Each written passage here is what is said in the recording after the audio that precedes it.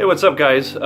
So inspiration, it's a big subject to sort of talk about, and it's something that we all deal with, especially as musicians that are trying to get better. We want to sort of heighten and strengthen our level of inspiration. So I just wanted to throw out some ideas to you that might be helpful. One thing that you want to sort of consider, or maybe a place to start with the subject, is habits, creating habits. I get up every day and practice for 2 hours, and that's something that wasn't always the case. I had to sort of cultivate that habit, and now I look forward to it. Now it's just part of my daily routine. It's something I look forward to, and it's easy. I enjoy it.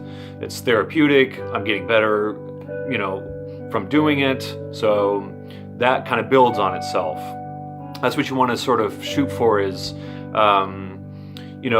working up to a habit that will build on itself. So just taking 10 minutes a day, whenever you can get that 10 minutes in, to work on something that inspires you, something that you're interested in getting better at. And one of the hardest steps to get that going is just getting the guitar in your hands and turning on the amp, getting a sound. That initial first step can be the main step that's holding you back from practicing regularly. So I would just say, get the guitar in your hands, get the amp on, get a sound going, and just kind of start playing a little bit. And what'll usually happen is you'll feel like playing. It kind of gives you energy, and usually just inspires you to start playing. When you have it in your hands, you got a sound. So that would be a big step right there to get the habit going. And like I said, you want to pick stuff that you're interested in getting better at. The thing to kind of keep in mind is even the greatest musicians on the planet don't have it all together.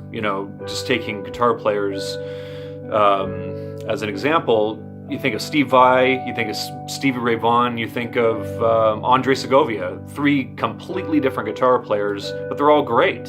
And each one of them can't do what the other person can do. Steve Vai can't do what Andre Segovia did, and Andre Segovia can't do what Stevie Ray Vaughan did. And, so it's really about going after the things that are exciting to you and that you really feel like, yeah, I want to get better at that. Keep in mind, all these great players that we admire and look up to and idolize, they've had times when they don't feel very inspired.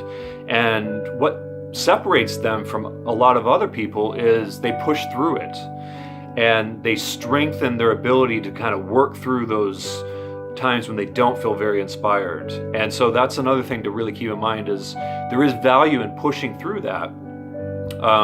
Because what will happen is, and what we want, is the inspiration level to go up, so that even on our lowest days, when we don't feel particularly inspired, it's still better than what it was, say, 6 months earlier.